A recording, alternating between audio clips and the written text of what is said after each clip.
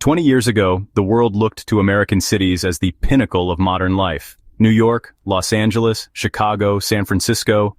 These names inspired awe. American airports were symbols of global mobility. The subway systems were gritty, but functional. The bridges, the highways, the skyline. This was what the future looked like. Fast forward to 2025, and what do you see? Crumbling roads, filthy subways, delayed flights, decades-old bridges one strong gust away from collapse. While American cities fell into disrepair, China was building. Not just fixing, not just maintaining, building. Entire megacities from scratch.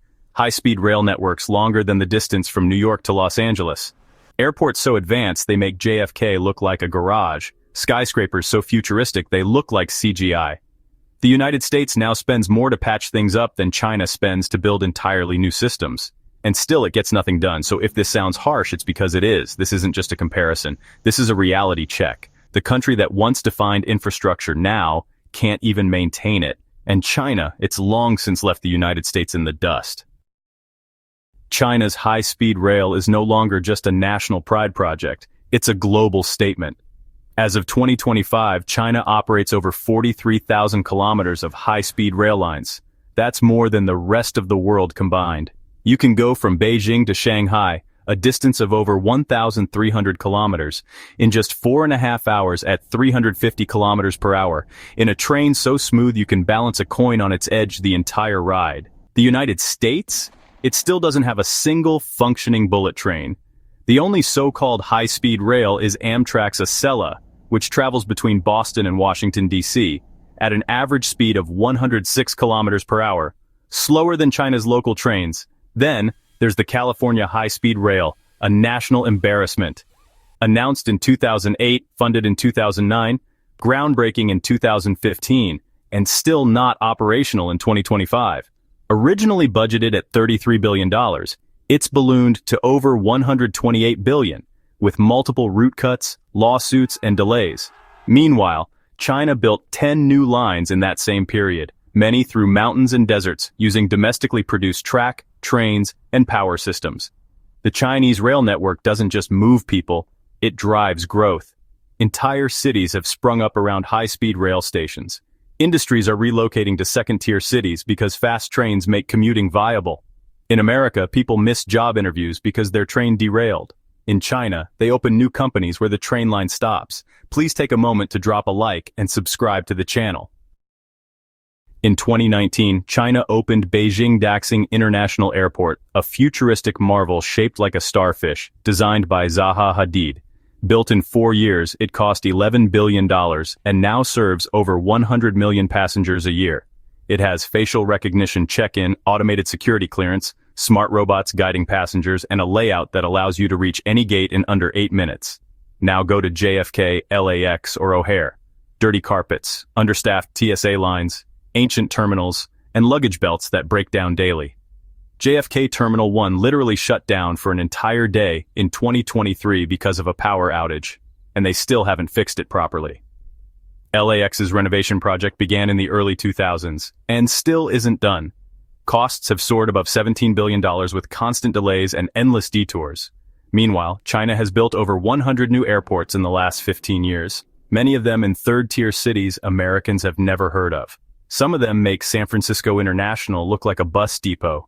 Even worse, the United States doesn't even have the capacity to build new airports anymore. The last major one to open was Denver International in 1995. Since then, nothing. In China, new airports open every single year, with better tech, with less cost, with more purpose. Shanghai has 830 kilometers of metro lines, the largest network in the world. Almost all of it was built in the last 20 years. The stations are clean, modern, climate-controlled, fully integrated with WeChat and Alipay for ticketless travel and constantly expanding. Now contrast that with New York, 110 years old. Wooden beams, steel rails from the 1960s, constant delays, no air conditioning, fare evasion so common that even cops gave up. In 2023, New York City's subway averaged 6 major delays per day. Washington, D.C.'s metro has shut down entire lines for months, just for basic maintenance. San Francisco's BART system is so old it routinely fails during rush hour. Chicago's L has wooden platforms that are literally rotting. Meanwhile, Hangzhou, Chengdu, Nanjing, cities you've barely heard of, now have fully automated metro systems with glass platform doors, onboard 5G, and AI-operated train controls. The United States doesn't just have old systems, it has no plans to upgrade them. In 2018, China completed the Hong Kong-Zhuhai-Macau Bridge, a 55-kilometer mega-bridge, complete with tunnels and artificial islands, connecting 3 major regions. It took 9 years. It withstands typhoons. It's a global icon of engineering. Meanwhile, America's best-known infrastructure project, the Big Dig in Boston, a tunnel that took 25 years, went $14 billion over budget, and collapsed twice. The Gateway Tunnel project in New York, still waiting for federal funding 13 years after proposal. And let's not forget, over 46,000 U.S. bridges are structurally deficient. In 2022, the Fern Hollow Bridge in Pittsburgh collapsed during rush hour. President Biden visited the scene and promised action. It still hasn't been rebuilt. In China, when a bridge collapses, it's rebuilt in days. In 2020, a collapsed highway in Wuxi was rebuilt in 5 days. In America, it would take 5 months just to get a traffic study. In China, cities like Xiong'an, Shenzhen, and Chengdu aren't just growing. They're being engineered from the ground up to be intelligent, efficient, and futuristic. Take Xiong'an, backed by President Xi himself. It's equipped with AI traffic systems, underground utility corridors, autonomous public transport, facial recognition access, and drone-based logistics.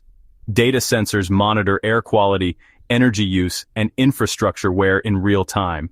That's not science fiction. That's urban governance in 2025. Meanwhile, in the US, major cities are sliding backwards.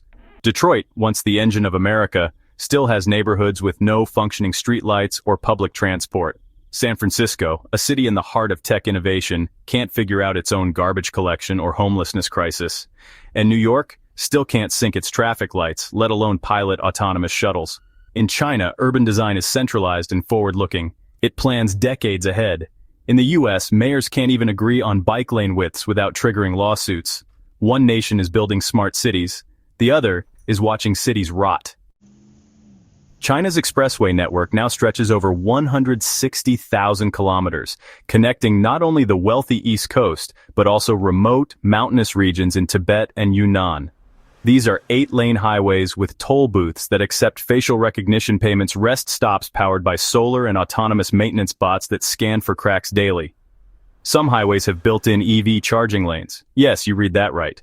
Now let's talk about the US. In Los Angeles, the 405 freeway is a perpetual parking lot. In New Jersey, potholes on Route 9 are so bad they break axles. Cities like Philadelphia have roads so damaged that Uber drivers regularly avoid entire neighborhoods. And when it snows, forget about it. Road salt budgets get slashed every winter. In many U.S. cities, the roads are so poorly maintained that Domino's Pizza literally started a campaign called Paving for Pizza, where a fast food chain was filling potholes to protect your pepperoni. Let that sink in. The biggest economy in the world outsourced road repair to a pizza company. China isn't just outbuilding the West, it's doing it while going green. It now accounts for 1/3 of the world's installed renewable energy, with more solar panels and wind turbines than the next 3 countries combined. It builds entire solar farms in deserts, floating solar arrays on lakes, and just launched the world's first nuclear-powered desalination facility in Shandong. It has also built the world's largest EV charging network, with over 2.7 million charging points nationwide. In 2025, China built over 120,000 EV charging stations just this year. Meanwhile, U.S. gas stations still outnumber EV chargers by a ratio of 20-1. The Three Gorges Dam alone produces more electricity than the entire UK solar grid. China's infrastructure is built around energy independence and resilience. The U.S., still fighting in Congress over climate bills that never pass, still allowing utilities in Texas to fail in winter, still sending thoughts and prayers when the power grid collapses during a heat wave. Let's talk speed. In 2020, China built 2 COVID hospitals in 10 days. In 2023, Broad Group assembled a 10-story residential tower in just 28 hours using modular construction. Whole districts in Shenzhen and Hangzhou go from blueprint to occupancy in under a year. In the US, a single housing project can take 4 to 7 years just to break ground.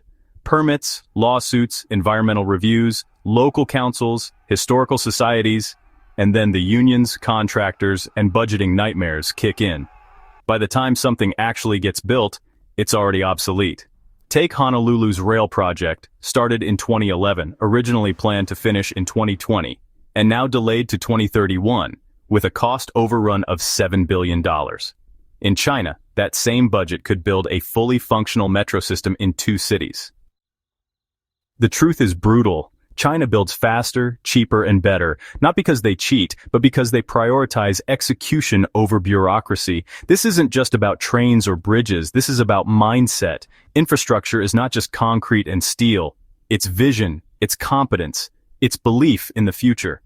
And in that department, China is operating on another level. China builds like it knows the 21st century belongs to it. America debates like it's stuck in 1994. The West has become addicted to red tape, political infighting, and endless studies. China simply builds. The result? The world no longer flies into JFK to admire the future. It flies into Shenzhen, Beijing, Chengdu, and Hangzhou to experience it. So the next time someone says America is still number one, ask them this: can we even build a train anymore? Don't forget to drop a like and subscribe to the channel for more content.